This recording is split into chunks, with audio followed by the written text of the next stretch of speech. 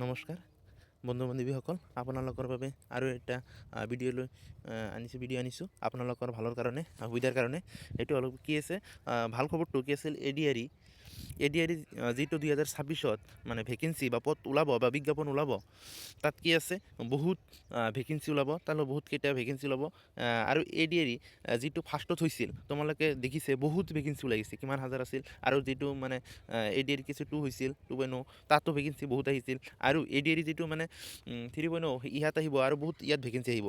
আপোনালোকৰ বাবে ভাল খবৰ এইটো যে মানে অহা জানুৱাৰী মাহৰ ভিতৰতে এডভাৰটাইজমেণ্ট কি আছে দি দিব, বিজ্ঞাপন ওলাই যাব জানুৱাৰী মাহত কি আছে প্ৰথম ভাগত অথবা শেষত, জানুৱাৰী মাহত শেষত ওলাই যাব। আৰু আমাৰ কি চিএম মামাই কৈছে।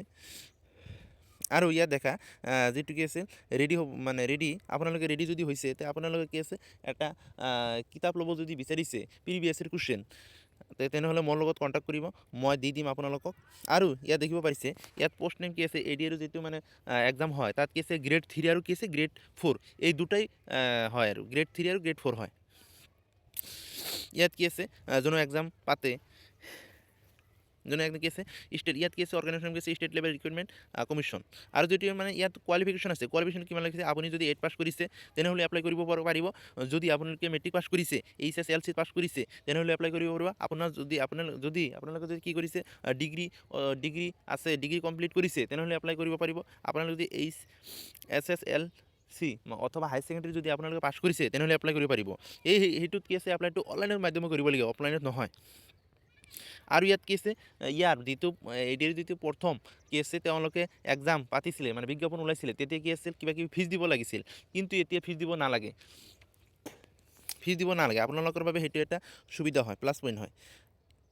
আপোনালোকে দেখিছে ইয়াত কি আছে আগন্তুক নিযুক্তি পৰীক্ষাৰ বাবে আপোনাৰ প্ৰস্তুতিৰ কাৰণে কেইটামান কি আছে ইয়াত দি আছে, মানে বাই কৰিব লাগে 99 ৰুপিজ ইয়াত দিব লাগে।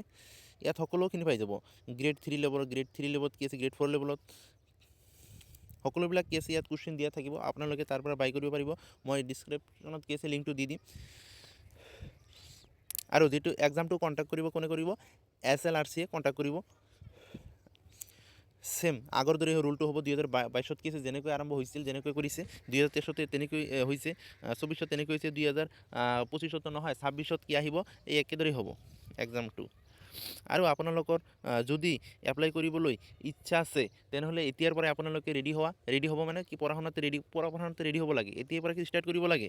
কিয়নো ইয়াত বহুত কম্পিটিশ্যন হয়, লাখ মানুহে ইয়াত এপ্লাই কৰে, 11 লাখ 12 লাখ 10 লাখ পৰ্যন্ত মানুহে ইয়াত এপ্লাই কৰি থাকে। আৰু একটা কথা, আপোনালোকে সেইটো যদি এপ্লাই কৰিব বিচাৰিছে, এপ্লাই কৰিলে কি আছে মাষ্ট বি লাগিবই, সেইটো এমপ্লয়ড এক্সচেঞ্জ লাগিব।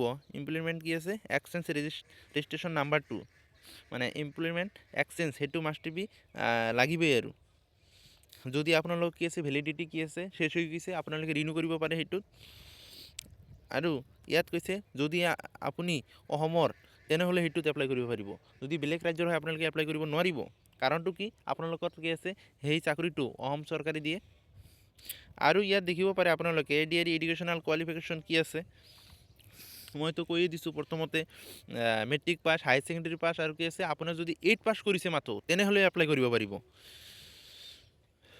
আৰু এটা কথা আপোনালোকে ইয়াত কি আছে পষ্টবিলাক ভাগ আছে। আপুনি যদি ডিগ্ৰী পাছ এপ্লাই কৰিছে, আপোনালোকে তাত কোৱালিফাই কৰিছে, তেনেহ'লে আপোনালোকৰ পষ্টটো ভাল পষ্ট হয়। ইয়াত দেখিব পাৰিছে সকলোবিলাক ইয়াত মেনশ্যন কৰা আছে, আপোনালোকে দেখিব পাৰে। আৰু ইয়াত চিলেবাছ কি আহিব সকলোবিলাক গোটেইখিনি কৈ দি আছোঁ, ৰ'ব। গ্ৰেড 4 কাৰণে ITI, যদি আপোনালোকে কি আছে মেট্ৰিক পাছ লগতে কি আছে ITI আছে, তেনেহ'লে এপ্লাই কৰিব পাৰিব।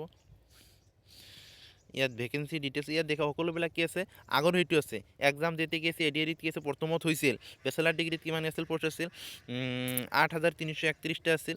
আৰু HSLCত আছিল 3,690, HSLCত আছিল 1,120। আৰু ক্লাছ 8 যিটো আছিল গ্ৰেড 4 কি আছে 9,000 আছিল প্ৰথমত। মেট্ৰিক পাছ যিটো অনলি আছিল সেই কি আছিল, ইয়াত আছিল 4,300 আছিল। আৰু এডিআৰি যিটো মানে 2 মানে ছেকেণ্ড বাৰ হৈছিল, কি আছিল বেচেলাৰ ডিগ্ৰী আছিল 4,055টা পদ আছিল। আৰু হাই ছেকেণ্ডেৰীত আছিল কিমানটা পদ আছিল, 3,127টা পদ আছিল। HSLCত আছিল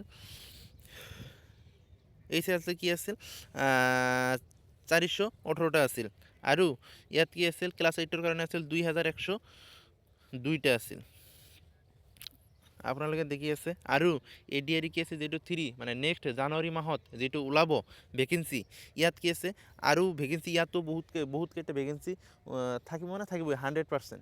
আপোনালোকে এতিয়াৰ পৰাই ষ্টাৰ্ট কৰিব পাৰে আপোনালোকে এতিয়াৰ পৰাই কি আছে প্ৰিপাৰেশ্যনটো কৰি লওক যাতে আপোনালোকৰ সুবিধা হয় আৰু যিটো এজ লিমিটেড মানে কি আছে বয়সৰ সীমা কি আছে বয়স কি আছে 18ৰ পৰা 40 বছৰলৈকে আপোনালোকে কি আছে এপ্লাই কৰিব পাৰিব ইয়াত কি আছে এজ লিমিট মানে ৰিলেক্সেশ্যন আছে ইয়াত 5 বছৰ আছে শিডিউল কাষ্টৰ কাৰণে SC ST OBCৰ কাৰণে আছে